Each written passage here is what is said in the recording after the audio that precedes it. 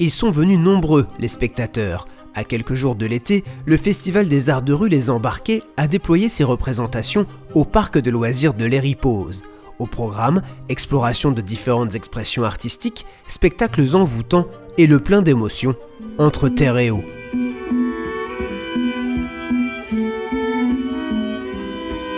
Pour accueillir cet événement, un écrin unique, le parc de l'Héripoz en Normandie.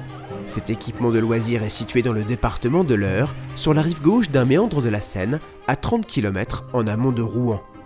Ce site comprend 3 lacs et s'étend sur 1300 hectares de nature. L'histoire du lieu est passionnante et souvent méconnue. Difficile de croire que cet endroit n'a pas toujours été si accueillant et qu'il a été entièrement façonné par la main de l'homme. Si les visiteurs sont charmés par le Festival des Embarqués, connaissent-ils tous le passé de ce parc ? Je suis venue déjà au lac, mais je ne sais pas de son histoire. Non, je ne peux pas vous dire. J'ai pas grand-chose à dire de plus. J'ai aucune idée. Il a été creusé en fait pour extraire du sable, voilà, dans les années 75. C'est une ancienne carrière et qui est devenue un lac à la fin de l'exploitation. Direction les archives de l'Aglo Seineur. Ici, Vanina et ses collègues conservent les trésors du territoire. À la recherche du passé du parc de l'Héripoz, l'archiviste a exhumé cette carte postale du début du XXe siècle. Au premier plan, il y a le village de Léry et au loin, la côte des Deux Amants.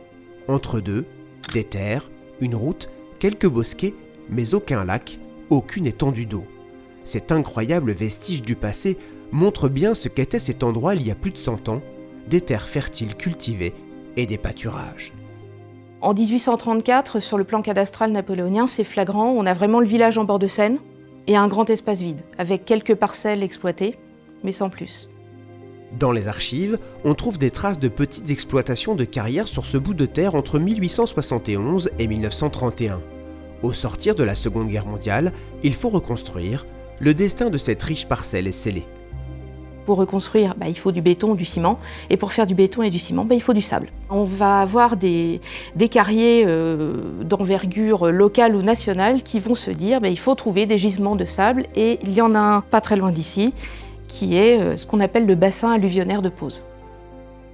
1960, c'est le début des carrières via des exploitants locaux comme les familles Capoulade et Héroard, puis avec des exploitants plus importants comme la Compagnie Sablière de la Seine et Morillon-Corvol.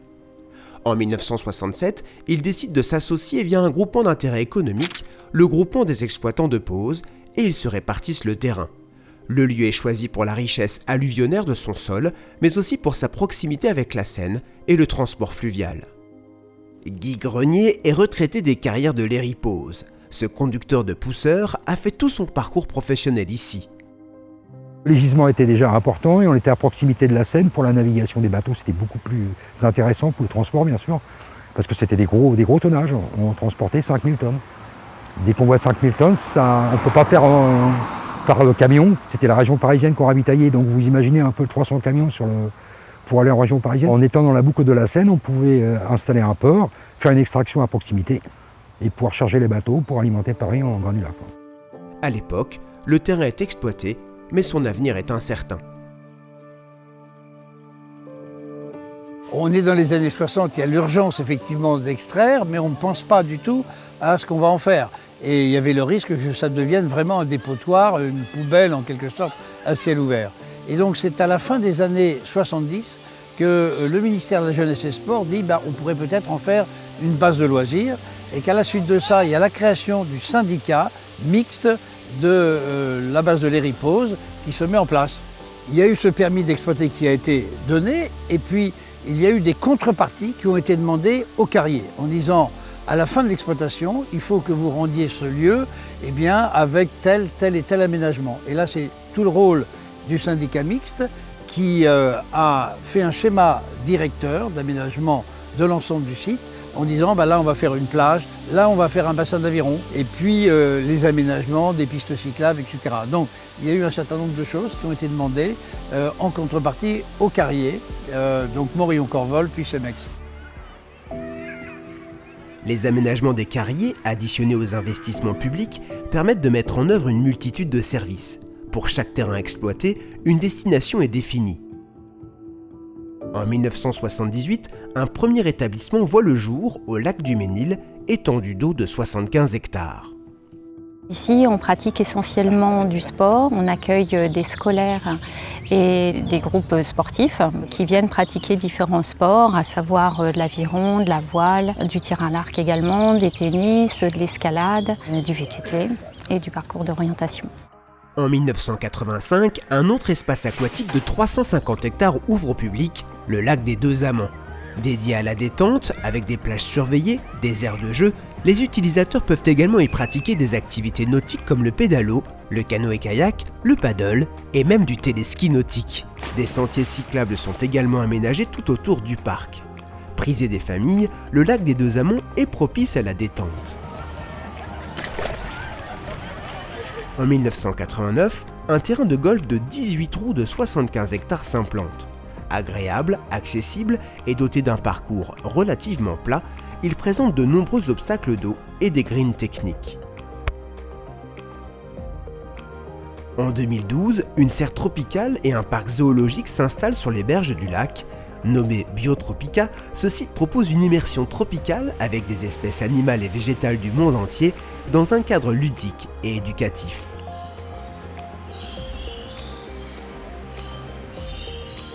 Autre activité populaire, la pêche de loisirs est très présente, notamment au lac du Ménil.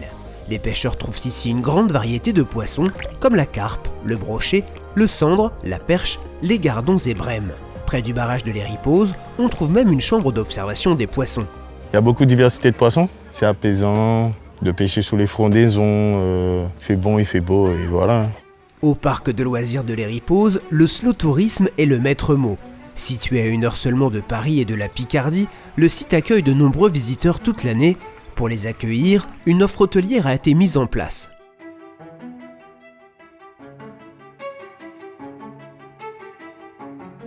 Petite nouveauté au camping de l'Héripose, des tentes toutes équipées ont été dressées.